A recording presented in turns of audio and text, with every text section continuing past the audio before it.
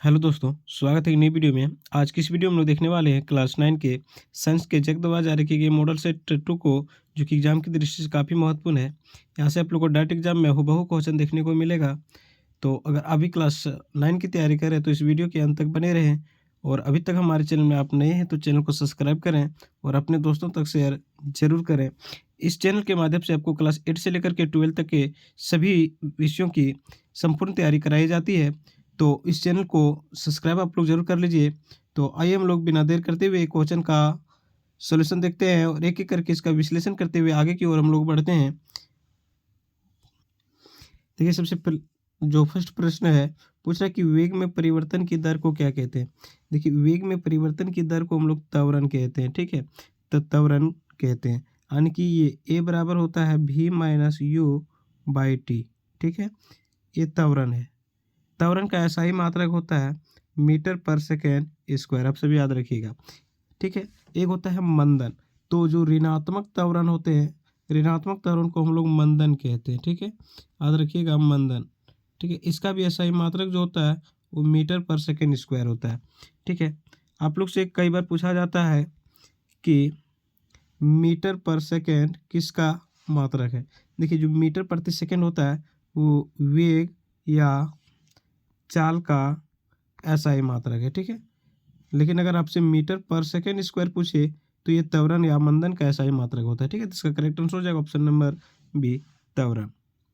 Question number 2 में कह रहा है कि निम्न में से कौन सही है?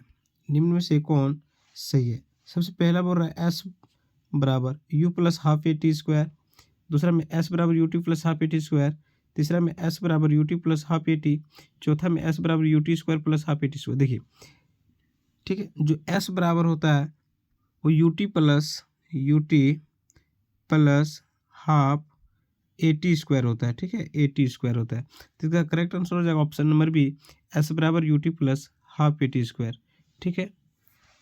जहाँ यू बराबर जो होता है वो प्रारंभिक वेग को दर्शाता है और टी बराबर जो है वो समय को दिखाता है और ये जो है वो त्वरण को दिखाता है, ठीक है? ये बराबर त्वरण होता है। तो इसका करेक्ट आंसर हो जाएगा ऑप्शन नंबर बी, ठीक है? कोई दिक्कत नहीं है। नेक्स्ट देखते हैं। तीसरा में कह रहा है कि वेग का एसआई मात्रक। देखिए वेग का जो एसआई मात्रक होता है क्या होता है? मीटर पर सेकंड। अभी हमने जस्ट पहले बताया कि वेग या चाल की अगर जब भी आपसे पूछे एसआई मात्रक तो मीटर पर सेकंड होता है, ठीक है? कई बार इस क्वेश्चन को रिपीट कर चुका है। तो वेग का जो एसआई मात्रक होगा मीटर पर सेकेंड होगा, जिसका करेक्ट आंसर हो जाएगा ऑप्शन नंबर ए, मीटर पर सेकेंड, ठीक है? नेक्स्ट चौथा नंबर कह रहा है किसका जड़त्व अधिक होता है? किसका जड़त्व अधिक होता है? प्यारे बच्चों, जैसे कि जो जड़त्व होता है वो द्रव्यमान पर निर्भर करता है। जिस वस्तु का द्रव्यमान अधिक होगा उसका जड़त्व भी अधिक होगा, और जिस वस्तु का जो द्रव्यमान है वो कम होगा उसका जड़त्व भी कम होगा। तो अब यहाँ पे जो ऑप्शन दिया है उसको हम लोग देखेंगे, साइकिल, कार, बस और रेलगाड़ी। इन चार ऑप्शनों में से रेलगाड़ी आपको दिख रहा होगा जिसका जो क्या बोलते हैं द्रव्यमान जो है सबसे अधिक नज़र आता होगा, ठीक है? तो इसलिए रेलगाड़ी का जो क्या बोलते हैं जड़त्व भी जो होगा वो सबसे अधिक हो जाएगा, ठीक है? चूँकि जो जड़त्व होता है वो द्रव्यमान के समानुपाती होता है। अगर द्रव्यमान बढ़ेगा तो जड़त्व भी बढ़ेगा और द्रव्यमान घटेगा तो जड़त्व भी घटेगा। तो रेलगाड़ी का यहाँ जड़त्व जो होगा इन तीनों की अपेक्षा सबसे अधिक होगा, ठीक है? क्वेश्चन नंबर 5 में कह रहा है 30 न्यूटन का कोई बल 5 केजी की वस्तु पर 2 सेकंड तक कार्य करता है, तो वस्तु का त्वरण क्या होगा? ठीक है, तो वस्तु का जो त्वरण होगा वो 6 मीटर पर सेकेंड स्क्वायर हो जाएगा, ठीक है? इसका सही उत्तर हो जाएगा 6 मीटर पर सेकेंड स्क्वायर। क्वेश्चन नंबर 6 कह रहा है कि किसी m द्रव्यमान की वस्तु जिसका वेग v है उसका संवेग क्या होता है? देखिए जो संवेग होता है, ठीक है, वो क्या होता है? द्रव्यमान और वेग के गुणनफल को होता है ना? तो क्या हो जाएगा m इंटू वी, यानी p बराबर हो जाएगा m इंटू वी। तो इसका करेक्ट आंसर हो जाएगा option number 3 M B. Question number 7 कह रहा है जिस बल के कारण दो वस्तुएं एक दूसरे को अपनी ओर आकर्षित करती है उसे क्या कहते हैं? तो उसे गुरुत्वाकर्षण बल कहते हैं, ठीक है? इसका करेक्ट आंसर हो जाएगा ऑप्शन नंबर 3, गुरुत्वाकर्षण बल। क्वेश्चन नंबर 8 कह रहा है 70 केजी द्रव्यमान की किसी मनुष्य का चंद्रमा पर भार क्या होगा? ठीक है, 70 केजी द्रव्यमान की किसी मनुष्य का चंद्रमा पर भार क्या होगा? तो इसका करेक्ट आंसर हो जाएगा 114.3 न्यूटन। ठीक है, क्वेश्चन नंबर 9 में कह रहा है किसी वस्तु का चंद्रमा पर भार पृथ्वी के भार का कितना होता है? देखिए, किसी वस्तु का जो भार चंद्रमा पर है वो पृथ्वी के भार का 1/6 होता है। ठीक है, तो इसका करेक्ट आंसर हो जाएगा ऑप्शन नंबर 4, 1/6। अगर आपसे पूछे, ठीक है, अगर क्वेश्चन को घुमा दे कि किसी वस्तु का भार पृथ्वी पर चंद्रमा के भार का कितना होगा, तो यहाँ पे आप लोग का 6 गुना हो जाता। ठीक है, लेकिन यहाँ पे पूछा गया किसी वस्तु का भार चंद्रमा पर पृथ्वी के भार का कितना होगा, तो यहाँ पे 1/6 इसका करेक्ट आंसर होगा। नेक्स्ट पूछ रहा है कि बल और विस्थापन के गुणनफल को क्या कहते हैं? देखिए, बल और विस्थापन के गुणनफल को हम लोग कार्य कहते हैं। ठीक है, कार्य का जो एसआई मात्रक होता है वो जूल होता है। ठीक है, जिसे हम लोग जे से सूचित करते हैं, इसका एसआई मात्रक जूल होता है, आप सब याद रखिएगा। ठीक है, क्वेश्चन नंबर 11 कह रहा है ध्वनि किस माध्यम में गमन करती है? देखिए, ठोस में, तरल में, गैस में, उपरोक्त समय। देखिए, ध्वनि जो है ठोस, द्रव और गैस तीनों माध्यम में गमन करती है, बशर्ते ये है कि ठोस में सबसे अधिक गमन करती है, इसके बाद तरल यानी कि द्रवावस्था में, फिर गैसीय माध्यम में, और है ना सबसे कम गैसीय माध्यम में करती है। एक होता है निर्वात। निर्वात में ध्वनि संचरित नहीं होती। कई बार आपसे पूछा गया है कि किस माध्यम में ध्वनि संचरित नहीं हो सकती है, तो निर्वात में ध्वनि संचरित नहीं होती है। ठीक है, तो यहाँ पे इसका करेक्ट आंसर हो जाएगा ऑप्शन नंबर डी, उपरोक्त सभी। क्वेश्चन नंबर 12 में कह रहा है कि वायु में ध्वनि तरंगे निम्न में से किसका उदाहरण है? देखिए, वायु में ध्वनि तरंगे जो होती है वो अनुदैर्ध्य तरंग होती है। ठीक है, तो ये अनुदैर्ध्य तरंग का एक उदाहरण है, जिसका करेक्ट आंसर हो जाएगा ऑप्शन नंबर ए। नेक्स्ट है मानव श्रवण की श्रेय प्रास की ऊपरी आवृत्ति सीमा लगभग कितनी होती है? तो जो होता है 20 HZ से 20,000 HZ तक होता है, 20,000 HZ तक होता है। तो ऊपरी सीमा ये हो गया निम्न सीमा, और ये हो गया ऊपरी सीमा। तो ऊपरी सीमा कितना है? तो 20 किलो हर्ट्ज है ना, इसका सही उत्तर हो जाएगा 20 किलो हर्ट्ज। नेक्स्ट 14 कह रहा है बर्फ का गलनांक कितना होता है? देखिए, बर्फ का जो गलनांक होता है वो 100 डिग्री सेल्सियस होता है, या तो फिर आप लोग उस केल्विन में बोले तो 273.16 केल्विन होता है। ठीक है, तो इसका करेक्ट आंसर हो जाएगा ऑप्शन नंबर 3। आप लोग को याद रखिएगा, केल्विन से अगर सेल्सियस में चेंज करना हो तो 273 घटाया जाता है। अगर आप लोग को सेल्सियस से अगर केल्विन में चेंज करना हो तो यहाँ पे 273 ऐड किया जाता है। ठीक है, क्वेश्चन नंबर 15 कह रहा है दो विभिन्न पदार्थों के कणों का स्वतः मिलना क्या कहलाता है? यानी दो विभिन्न पदार्थों के जो कण का स्वतः मिलना क्या कहलाता है? तो ये विसरण हो जाएगा। ठीक है, इसका करेक्ट आंसर हो जाएगा ऑप्शन नंबर बी, विसरण। क्वेश्चन नंबर 16 कह रहा है निम्नलिखित में से किसे सबसे अधिक संपीड़ित किया जा सकता है? सबसे अधिक संपीड़ित किया जा सकता है नमक, तेल, हाइड्रोजन गैस, जल। देखिए, सबसे अधिक संपीड़ित जो है वो गैसीय को किया जा सकता है। तो इन चारों ऑप्शनों में से आपको हाइड्रोजन ही एक गैस नजर आता होगा। ठीक है, तो यहाँ पे करेक्ट आंसर हो जाएगा option number 3, hydrogen gas. Question number 17 कह रहा है निम्नलिखित से कौन यौगिक का उदाहरण है? यौगिक है ना, तो लोहा, पीतल, अम्ल और तांबा। तो यहाँ पे हो जाएगा जल। जल जो होता है ये एक यौगिक है। ठीक है, जो हाइड्रोजन और ऑक्सीजन के एक निश्चित अनुपात में मिलने से बना है। ठीक है, तो जल में जो हाइड्रोजन और ऑक्सीजन है वो 2:1 में मिला हुआ रहता है। ठीक है, 2:1 याद रखिएगा। 18 में कह रहा है पीतल किस धातु का मिश्रण? देखिए, पीतल जो है आप लोग को याद रखिएगा पिताजी। ठीक है, आप याद रखिएगा पिताजी, यानी कि पीतल जो है तांबा और जिंक का मिश्र धातु है। ठीक है, तांबा और जिंक का। तो इसका करेक्ट आंसर हो जाएगा ऑप्शन नंबर 1, जिंक और कॉपर।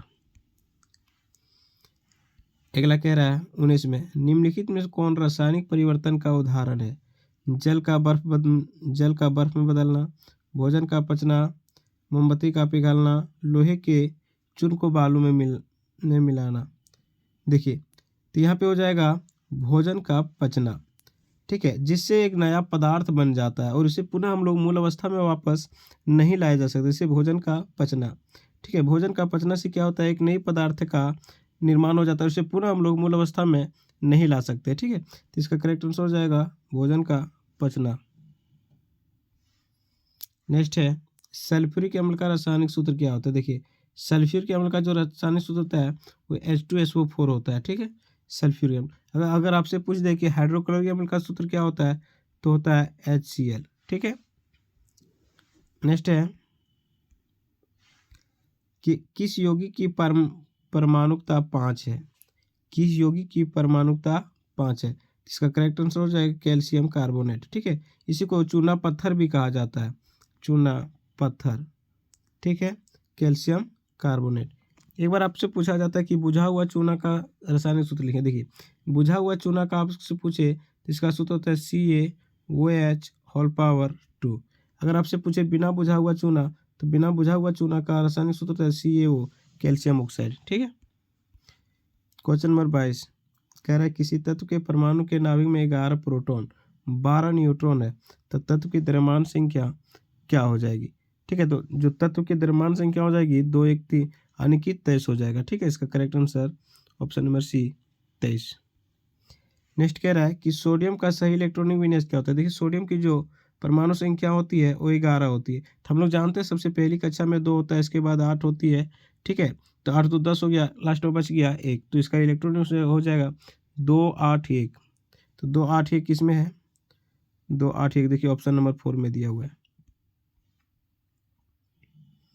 क्वेश्चन नंबर 24 कह रहा है किसी तत्व का परमाणु क्रमांक 16 है, इसकी संयुजता क्या होगी। देखिए परमाणु क्रमांक 16 है, ठीक है। तो पहले कक्षा में 2 फिर 8 तो 10 10 6 16, ठीक है। तो यहाँ पे इसको अष्टक को पूरा करने के लिए 2 इलेक्ट्रॉन की आवश्यकता पड़ेगी, ठीक है। तो चूंकि इसके पास 6 ऑलरेडी है तो यहाँ पे 2 लेगा, ठीक है, जिससे इसका अष्टक पूरा हो जाएगा। तो इसकी संयुजता क्या हो जाएगी 2। क्वेश्चन नंबर 25 में कह रहा है किसी तत्व के परमाणु में 18 न्यूट्रॉन और 17 प्रोटॉन है तो तत्व का परमाणु द्रव्यमान क्या होगा, ठीक है। तो 8 7 15 1 1 का 2 और 1 3 यानी 35। तो इसका सही उत्तर हो जाएगा 35। क्वेश्चन नंबर 26 कह रहे किसी तत्व के परमाणु में 18 न्यूट्रॉन और 17 प्रोटॉन है, ये तो बता दिए ना। क्वेश्चन नंबर 27 कह रहे जीव शरीर की रचनात्मक और कार्यात्मक इकाई को क्या कहते हैं। तो इसको हम लोग कोशिका कहते हैं, ठीक है। यानी कि जीवों की जो संरचनात्मक और कार्यात्मक इकाई होती है उसको हम लोग कोशिका कहते हैं। सर्वप्रथम कोशिका की खोज 1665 ईस्वी में 1665 ईस्वी में, ठीक है, रॉबर्ट हुक ने किया था। जो कोशिकाएं मृत थी, ठीक है। इसके बाद जो सबसे पहले जीवित कोशिका की खोज किया वो 1674 ईस्वी में ल्यूएन होक ने किया था, ठीक है। सबसे बड़ी जो कोशिका होती है, ठीक है, सबसे बड़ी कोशिका शुतुरमुर्ग की अंडे की होती है और सबसे जो छोटी कोशिका होती है वो माइक्रोप्लाज्मा की होती है, ठीक है। आप सब याद रखिएगा, ठीक है। कोशिका भित्ति, देखिए कोशिका भित्ति जो होती है वो जंतु कोशिका में अनुपस्थित होता है, ठीक है। आप याद रखिएगा। अगला है पादप कोशिका का रसोई घर किसे कहते हैं। पादप कोशिका का रसोई घर किसे कहते हैं। लाइसोसोम, राइबोसोम, हरित लवक। तो इसका सही उत्तर हो जाएगा हरित लवक, ठीक है। लाइसोसोम को जो होता है आत्मघाती थैली कहा जाता है ना, यानी आत्मघाती थैली कहा जाता है लाइसोसोम को। राइबोसोम को कहा जाता है प्रोटीन का फैक्ट्री कहा जाता है। एक होता है आपको क्या बोलते हैं इसको माइटोकॉन्ड्रिया। माइटोकॉन्ड्रिया जो होता है उसको ऊर्जा का बिजली घर कहा जाता है, ठीक है, यानी कोशिका का बिजली घर कहा जाता है माइटोकॉन्ड्रिया को। तो इसका करेक्ट आंसर हो जाएगा हरित लवक।